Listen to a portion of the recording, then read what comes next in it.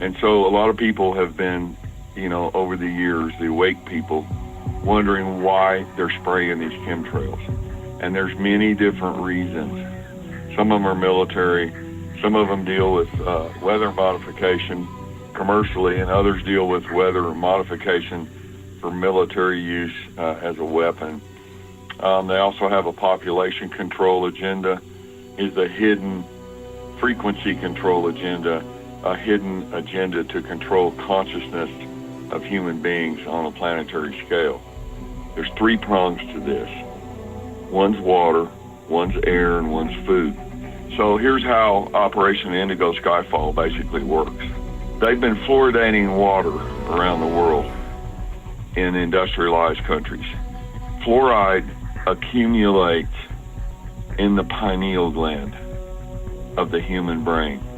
Okay, so the first way they attack us through the chemtrails is through air, of course, and they spray nanoaluminum.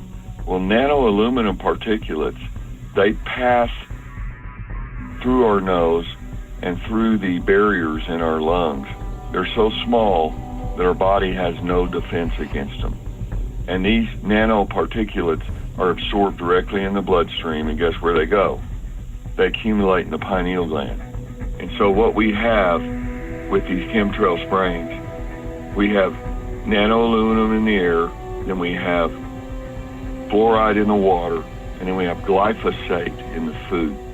These 3 substances on their own are all toxic, but when you combine them together in the process of synergism, they're 125 times more powerful than any one of them together.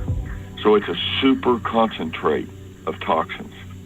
Now, Ole, these super concentrates, they all go to the pineal gland. The pineal gland sees this huge increase of toxicity, and it takes calcium out of the bloodstream and puts all of this stuff on the outside of the pineal gland, and it encases it. It forms what they call calcifications. And so when the pineal gland, which is one of our master glands of the body, it's called the seat of the soul, or the Ajna center, it's our connection to the higher realms of consciousness. What this is, Ole, is a block. It's a way to block our connections to our higher spiritual selves. And this is why the New World Order, one of the reasons, they're spraying worldwide around the globe with chemtrails. They're also putting fluoride in the waters, and they're also putting glyphosate in the food. The overall result is that we're dumbed down, okay, and we have little or no connection to our higher spiritual functions. Our bodies do not have natural immunological or natural immunization against these new particles. Our species has evolved on this planet for a long time, and these things are brand new. Our bodies don't know how to filter them. All the systems in our kidneys and our livers and spleens never dealt with glyphosate. They never dealt with nanoaluminum. All this stuff was created by high-level science. It's being dumped in our atmosphere. And one of the most insidious, hideous parts of the chemtrail or geoengineering agenda, it's not just weather control. It's not just military weapons. It's not just steering the weather. It is actually changing the evolution of the human species. It's actually creating shields over our connection to higher consciousness through the pineal gland. And this is a way they can control it, subdue it, limit its power so that people will still be able to work and live, but not be a threat to the New World Order.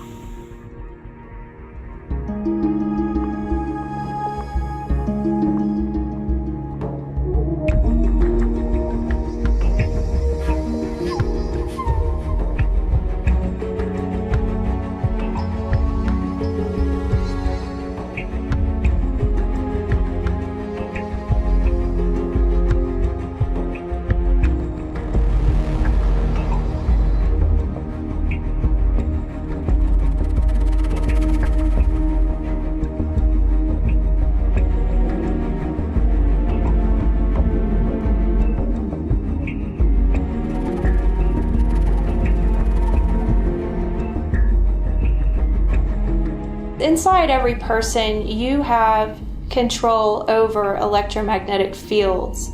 You have your own inside the pineal gland, and you also have the interferences of other types of electromagnetic energy, so that includes all of the light spectrum. Our pineal gland actually produces short wavelength radiation, and it's not harmful to us or animals or anything on this planet. But the closer you are together, the more metaphysically powerful it is.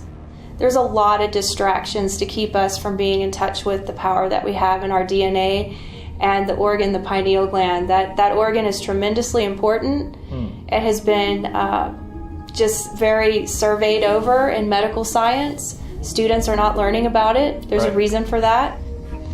It's a communication device as well as an awareness device. And without it, there would be a tremendous amount of things that we'd never become aware of. It is the foundation of consciousness. It's a communicator, but there are so many things that the pineal gland is purposely exposed to in order to basically pipe down the functionality, if not completely turn off its functionality. My research has showed that the interior of the pineal gland is water, but that there are small crystals in there, and that fluoride, because the blood-brain barrier is not in effect for the pineal gland, anything that's in your bloodstream can go in there. And if there's fluoride in your bloodstream, it attaches to these crystals that are very important to the pineal gland's function. And ultimately you get this thing that looks like a bony lump on an X-ray. It's actually calcified pineal gland. The main thing that the cabal or our government is trying to do is suppress our awareness. The less we are aware of what we can do, the less we're going to do. The first step is being aware. The second step is then utilizing what functionalities you do have access to.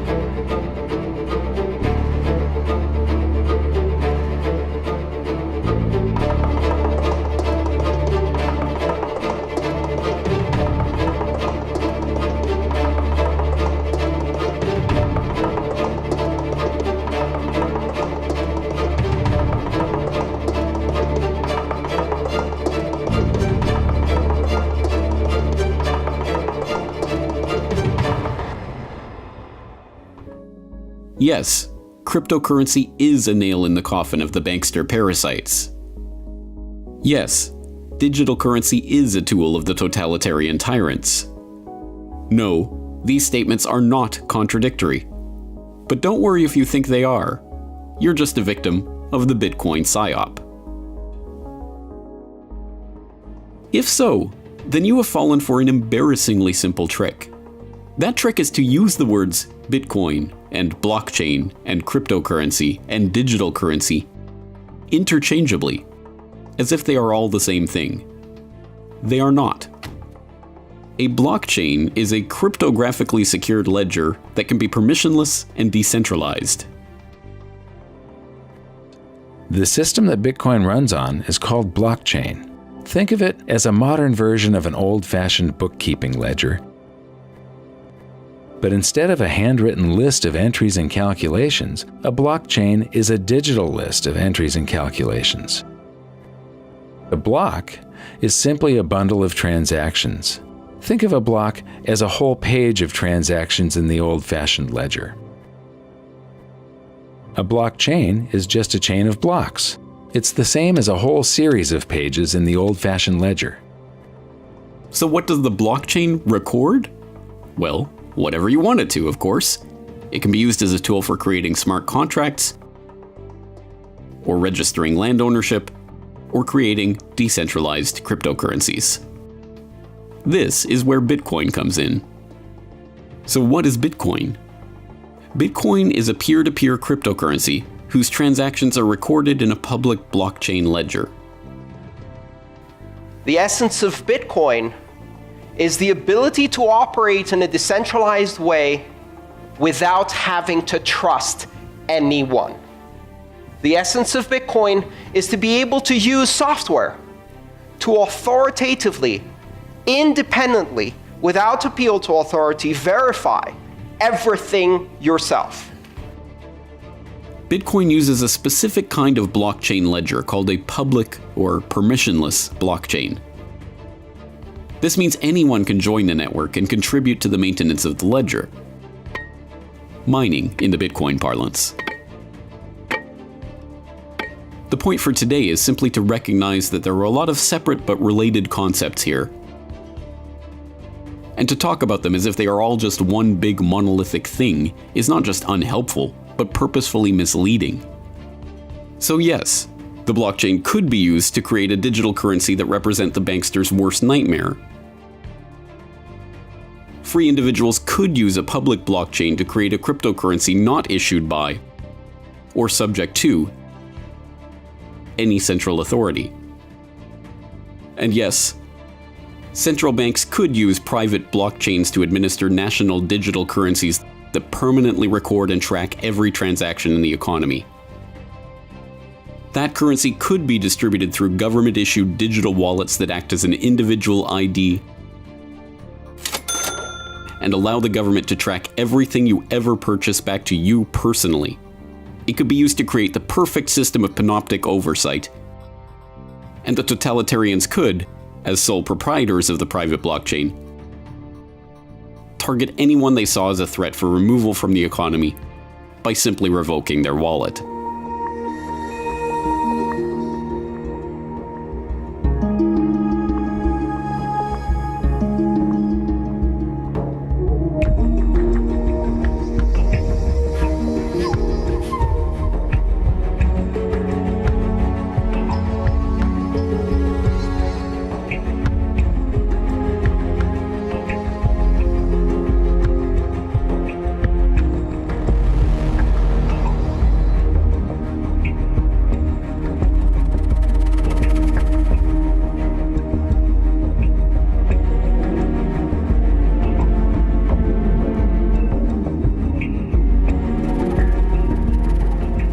Ich bin auch der festen Überzeugung, und da mag man mir jetzt wieder Verschwörungstheorie vorwerfen, dass der Bitcoin, dass der nicht von irgendeinem anonymen Asiaten im Hinterzimmer zusammengeschraubt wurde und in die Welt gebracht wurde.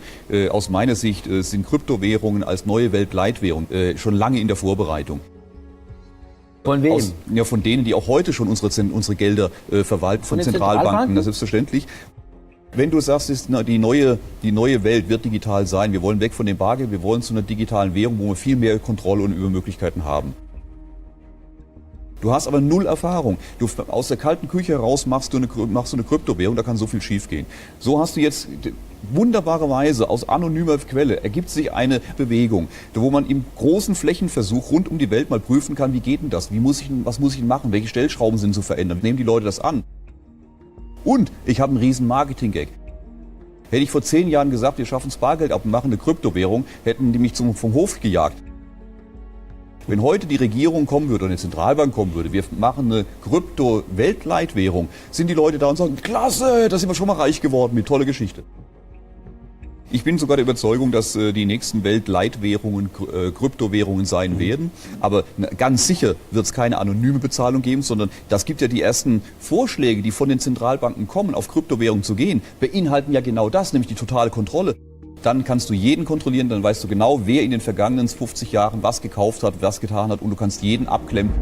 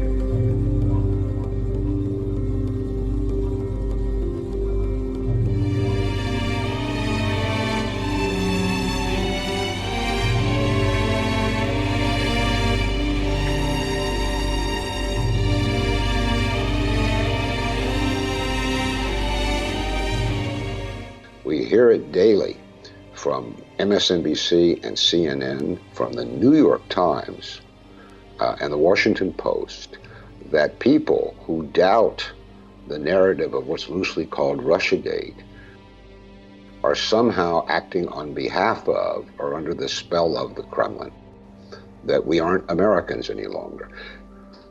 This is a whole new realm of defamation. I'm shocked, but I'm not astonished, because I have thought and said for a number of years that there's been a steady degradation of American political culture and discourse. I think all of us need to focus on what's happened in this country when in the very mainstream, I mean at the highest, most influential levels of the political establishment, this kind of discourse is no longer considered an exception. It is the norm.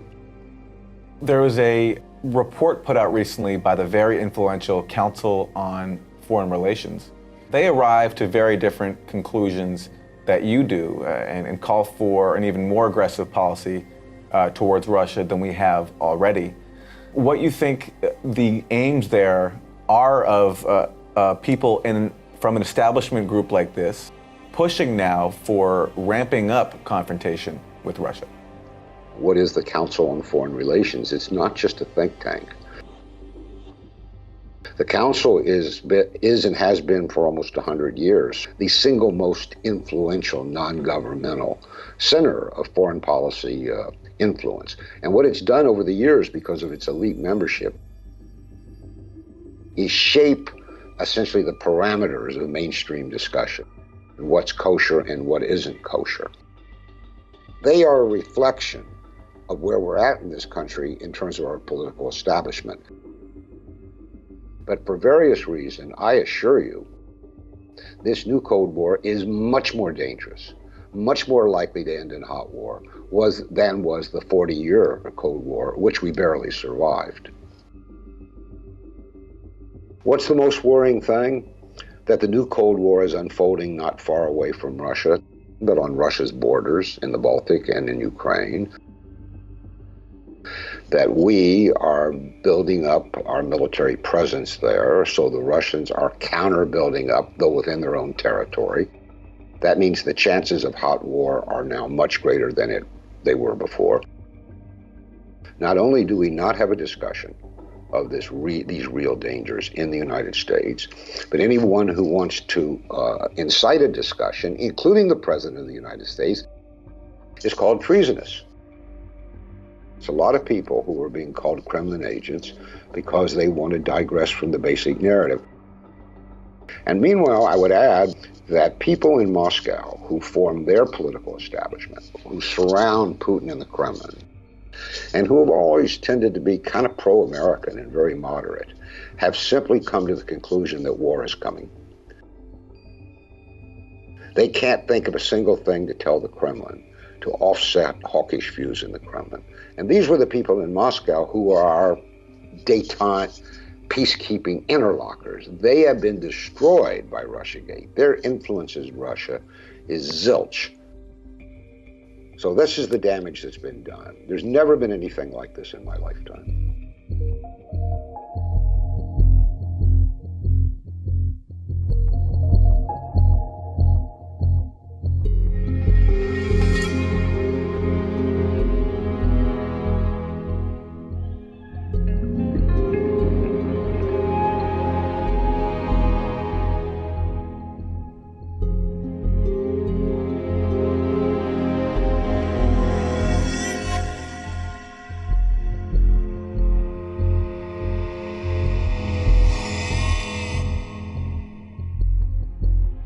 There is no longer two clear, distinct states of peace and war.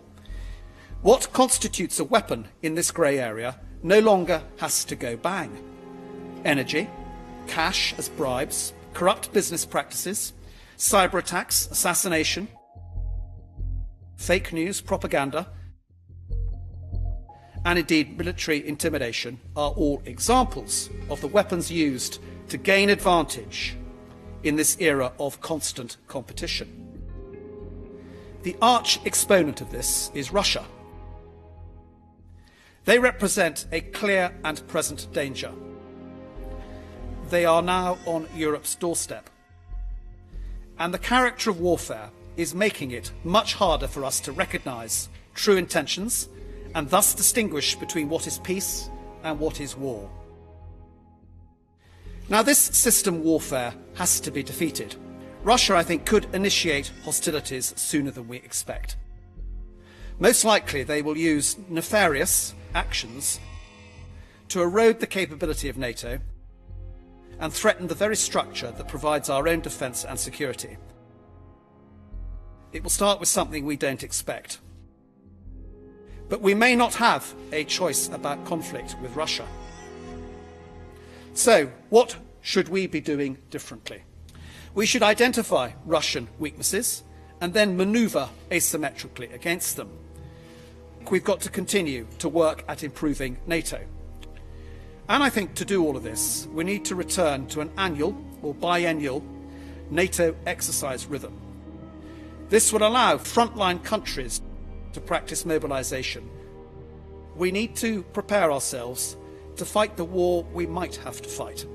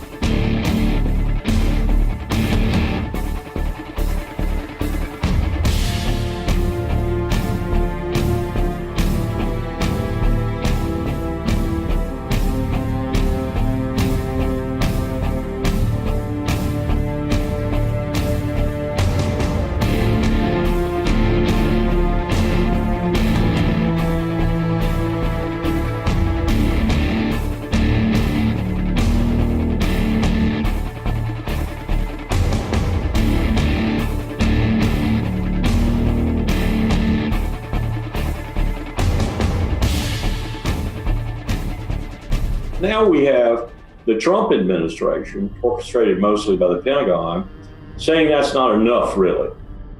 And they're saying that based on some things that the Russians are doing in their exercises and in their doctrine, as well as on what the Chinese are doing. But in many cases, it is our efforts that have compelled the Russians and the Chinese to do what they're doing.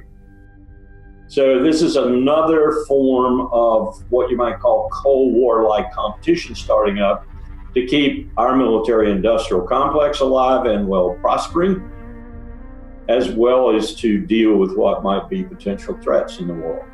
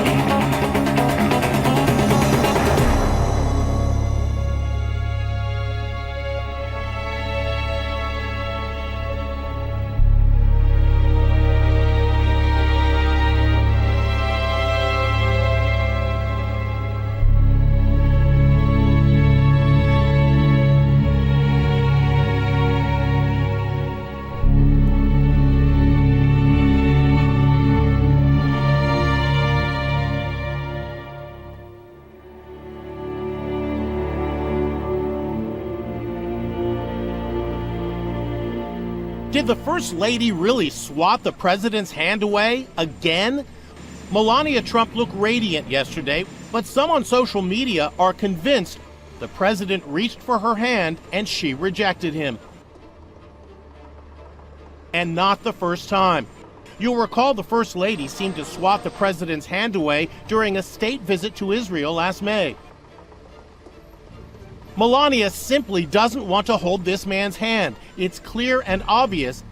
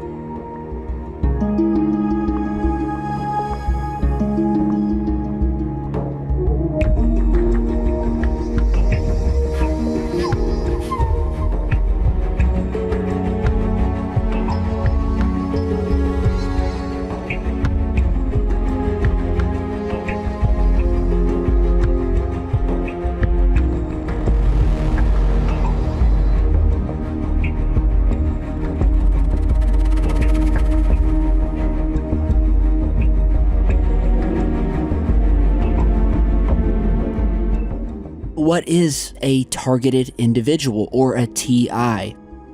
It's a person who basically has been is currently, or who is intermittently under, I guess you could say, a form of attack by implants, lasers, handheld microwave and X-ray devices, plasma beams, and virtually any other type of directed energy weapon, which results in a myriad of symptoms from electrical shocks, hearing voices, and just an overall feeling that your health is in decline due to some unknown and unseen reason. And in fact, there are now so many victims that the phenomenon can no longer be denied. And so these people exist all over the world. They are everyday, normal, average, non-crazy people. The more that you research into this topic of targeted individuals, you realize that it can affect you, your family, your friends, and anyone from any walk of life. And it's as simple as one day you feel normal, you're going about your everyday life, and the next you literally feel as if you are being hit or targeted by some sort of energy apparatus that is described by most people as torturous. And then we have the implants, which have been found in a number of these so-called targeted individuals through various scans, X-rays, and MRIs, and subsequent surgeries. Now, nobody knows for sure who's behind this. Some say it's the government, with references to mind control, and rumors of CIA files, one of which is called Operation Pandora, in which in the 60s the US researched biological and behavioral effects of microwave radiation. Then we have the 2002 Air Force Research Laboratory patent for using microwaves to send spoken words into someone's head. And of course, you can also look into MK Ultra and the government's continued illegal experimentation on the unknowing public since the 1950s.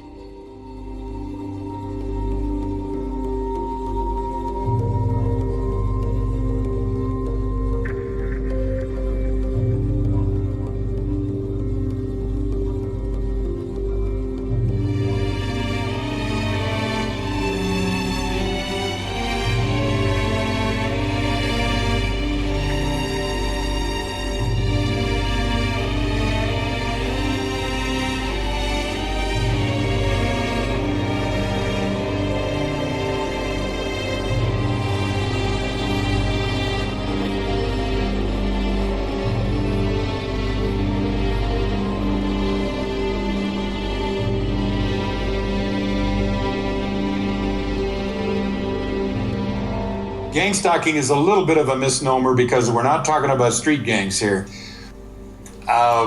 We're talking about very, very coordinated groups, often coordinated from local police, often from Homeland Security, private contractors.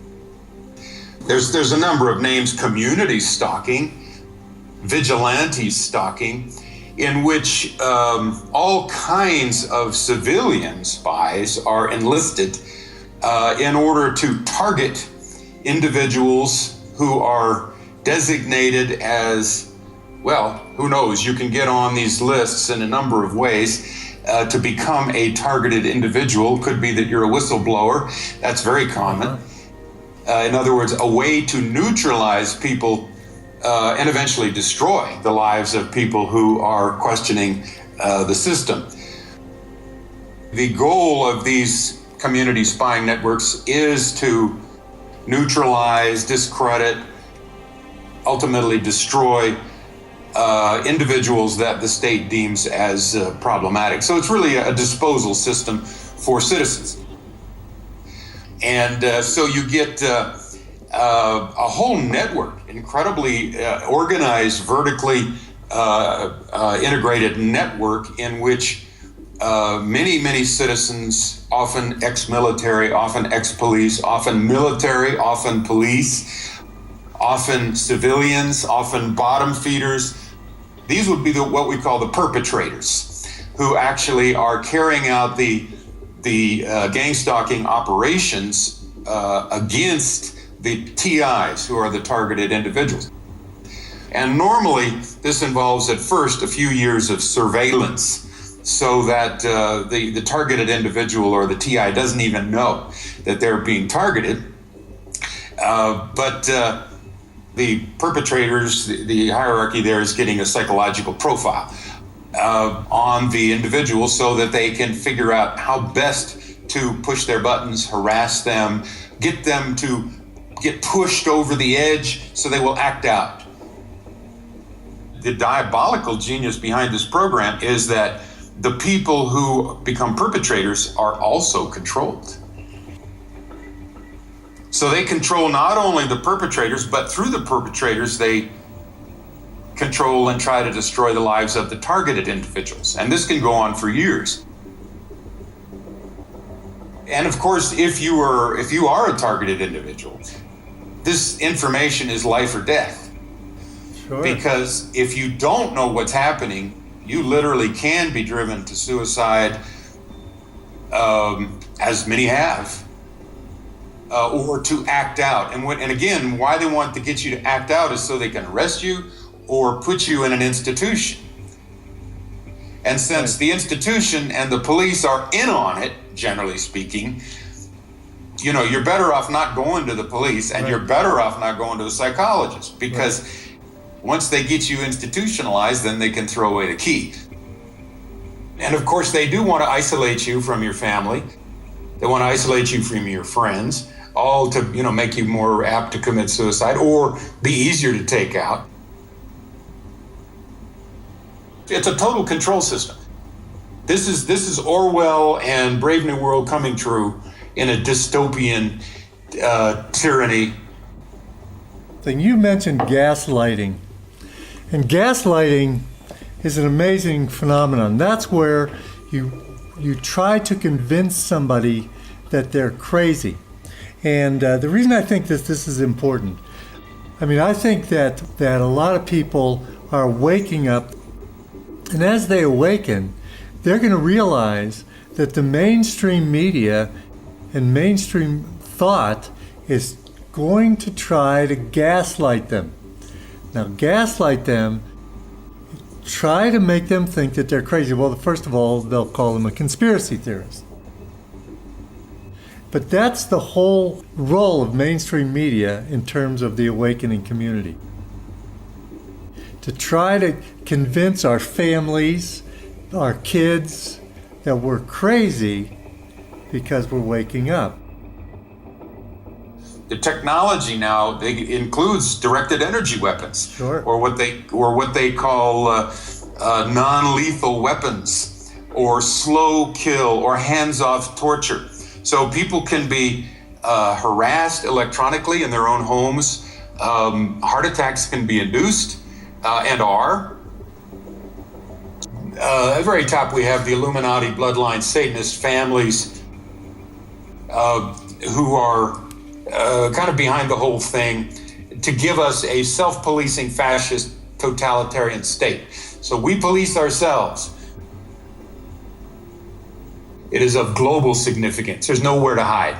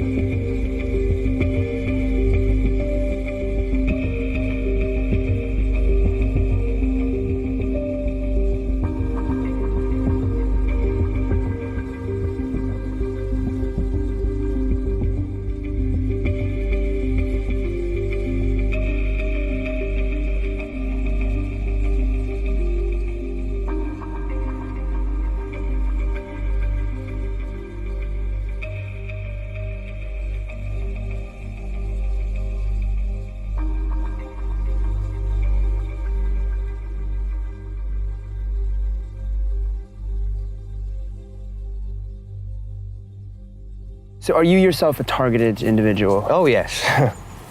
What does that mean? Well, it's a very broad statement these days. Some people that I'm dealing with, they deal with gang stalking predominantly, manipulation of their lives by others. The ones at the more extreme end, like myself, we're dealing with technological manipulation, which is V2K, voice-to-skull technology. Wow, okay. So I can be communicated with in my head. What does that feel like? Are you hearing voices inside your head? Yeah, sometimes it's like that. It's literally a loud voice. I mean, it's in some scientific journals described as the voice of God technology. So this is your brain? Yeah.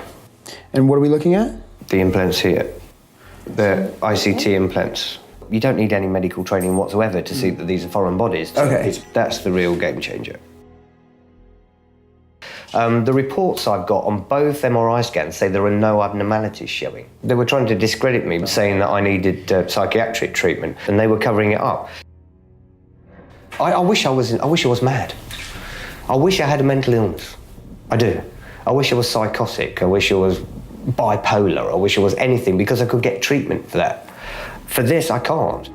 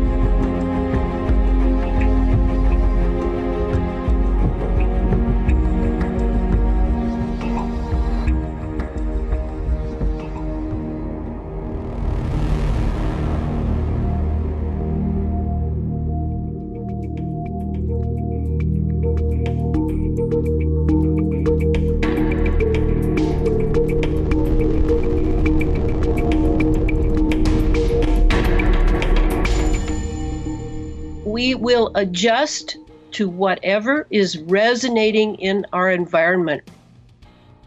5G, the pulse that it could produce is extremely rapid, and we will resonate with it. What people don't really know is that even our own sweat glands act as antennae, and our skin, our largest organ in our body, directly responds to 5G in the sense of resonance. So the fact that this is going up in neighborhoods indicates that this is another control item similar to the smart meters. So this is our problem. People are just people, and they're used to thousands of years of being able to see if there's an enemy, to see if there's something that they shouldn't trust, that they should really research and look into and study. And now we're barraged. We're living in the midst of a wireless world. This technology is a Pandora's box. It is now open. And there is no way that they are going to close it, barring some sort of extreme cataclysm. They will have access to your house. They will have access to how you come and go. They will have access to visuals as well. We have invited the Trojan horse into our homes, into our communities and neighborhoods as a friend. And it is no friend. We've been in love with convenience, comfort, cute toys, and this has been our downfall. I am also pursuing the targeted individual dilemma. What they are being subjected to, on the most part, is they are the experimental guinea pigs for this technology, for this remote control of thoughts, heart rate, blood pressure, urination, defecation, all of these things. Here in the States, we have what are called fusion centers. And fusion centers are across the nation. You never hear about them. They're never in any press or on news or anything because they are the silent keepers. And these fusion centers, I'm convinced, will be connected to all the 5Gs so that they will have access to all the data that they need. Would this be above the pay grade of world leaders, presidents and prime ministers? Is this above them? This is coming from somewhere else, right? Oh, yes. Oh, yes. Well, just think about it with Mr. Trump in America. He's only in office for at the most 8 years. The other people who are running all this, they're there forever.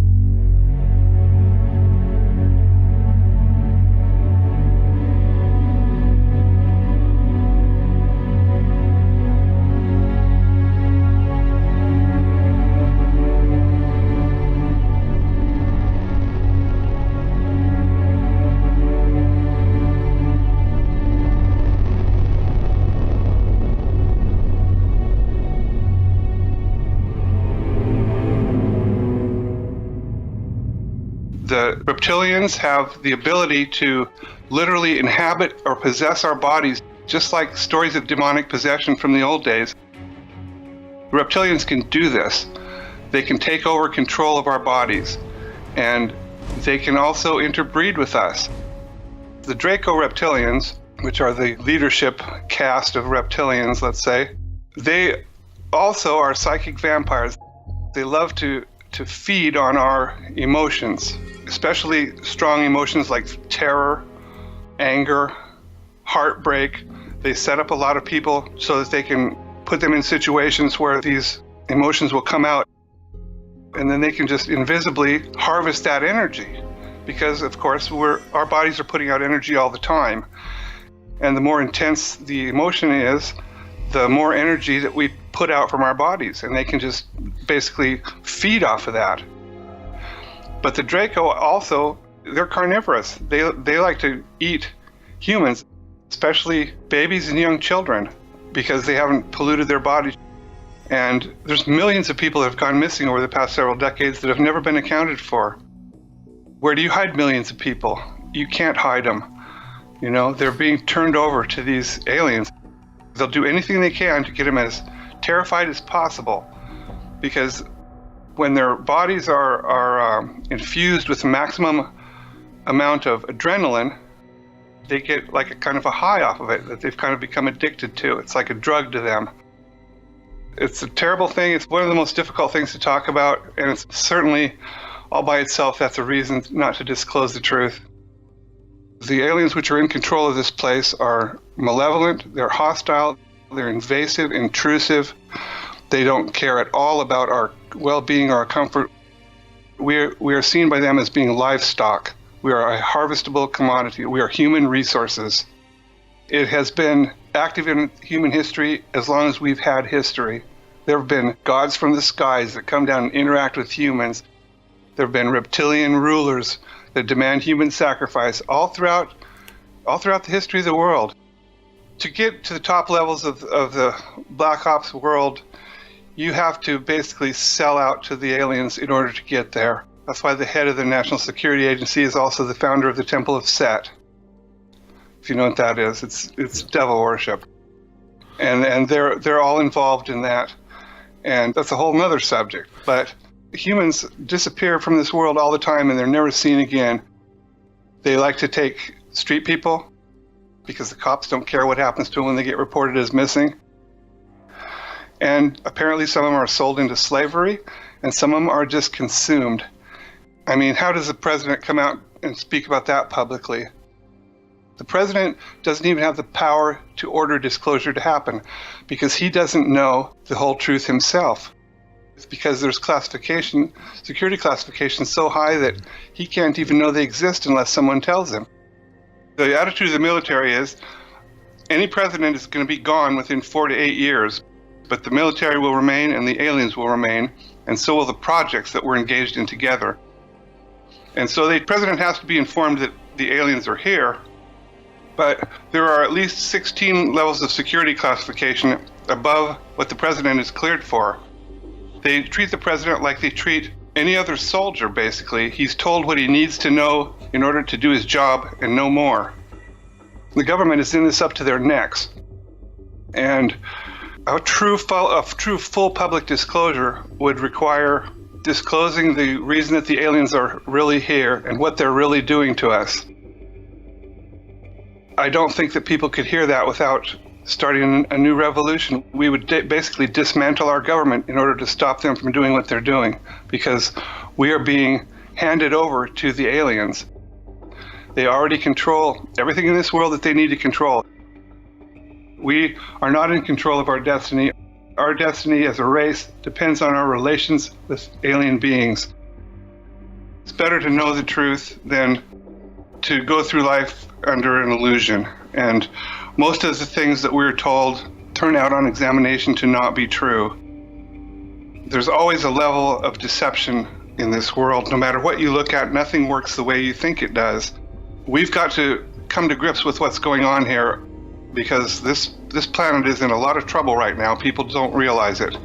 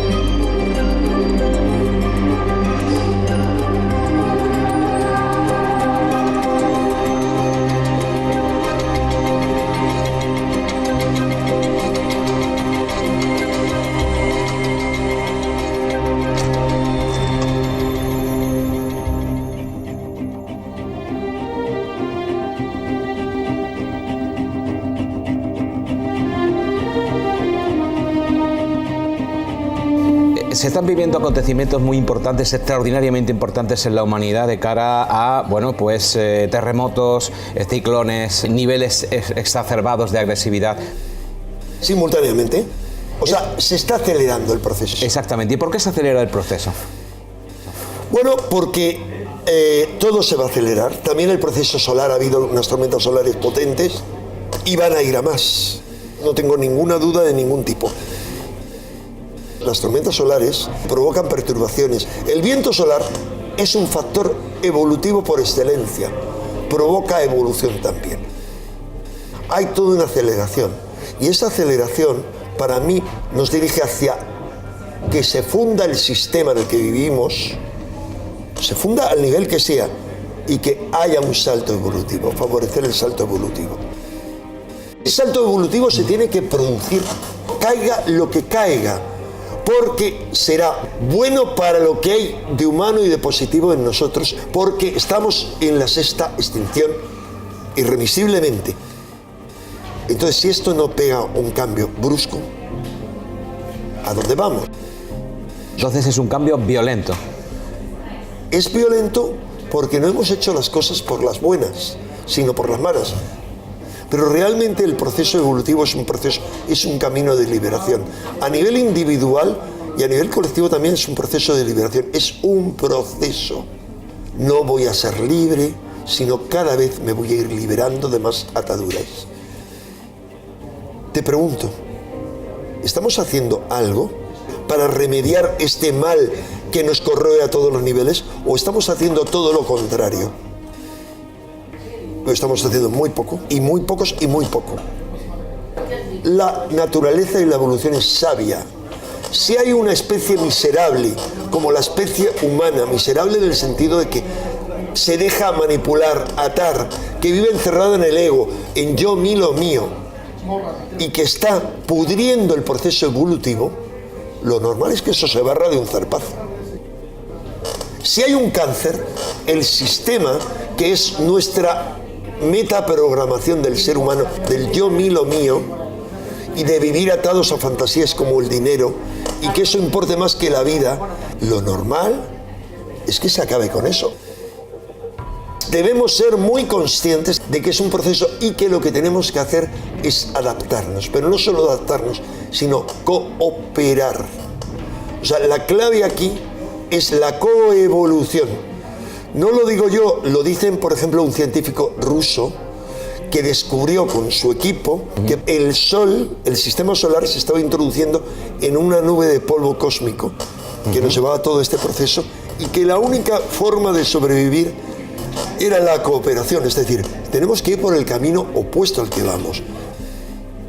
Clave, ponernos en el lugar del otro. Clave, la unión, no la separación, pero siempre la unión colectiva, la coevolución, ponernos en el lugar del otro y pensar que es lo mejor, y sobre todo en este momento.